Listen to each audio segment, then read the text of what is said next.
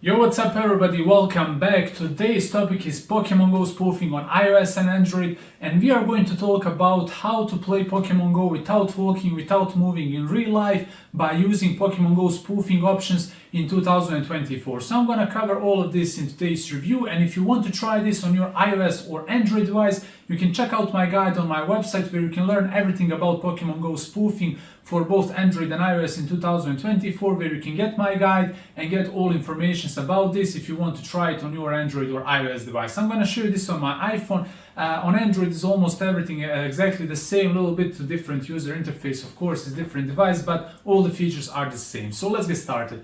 My favorite feature, of course, is Pokemon Go Joystick and Pokemon Go Auto Walk. As you can see, I have a joystick here and I can use it to move around the map, and you can also just tap to walk, like on any place. You can tap and you will move into that direction. So with this we can play Pokemon Go without walking, without moving in real life. And you can enable this in the settings. There is here option, as you can see, spoofing, tap to walk, joystick and stuff like that. There are multiple kind of spoofers that are explained in my guide that you can find there, and basically almost in all of them is the similar. There are settings and there you can enable the things you want to use. So why is this important? Pokemon Go Joystick and Pokemon Go Auto Walk. With this we can play Pokemon Go without walking or moving. So if you're a disabled person or you can't go outside or you don't have mobile data, you can still play Pokemon Go while using these Pokemon Go spoofing features of Pokemon Go Joystick and Pokemon Go Auto Walk. And in this particular spoofer here we have the speed option as well, so we can move faster or slower.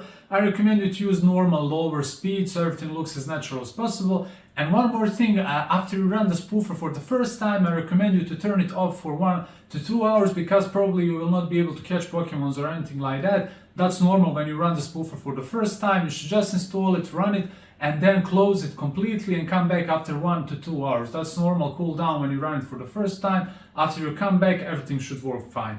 The second most important feature is teleport. So we can go to the map and then type any place worldwide where we would like to go, and then just hold your thumb on the screen like this, and this menu will pop up. Now we can choose to teleport. On some different kind of spoofers, it might not be needed to hold the thumb. You can just press on the map or something like that. Everything is described in the guide, don't worry. It depends which spoofer you install. And as you can see here, you can teleport in just a couple of seconds, but after you teleport you should give it some time for whole map to load, for Pokemon to start appearing and everything else. In this case the same scenario is needed with, exactly like when you run the spoofing app for the first time. You should close the app for 1 up to 2 hours. Of course it looks suspicious if you went from one continent to another in like 2 seconds, so you will maybe not be able to catch Pokemons or not see them at all. So you should turn off the app for 1 up to 2 hours and then come back and everything should work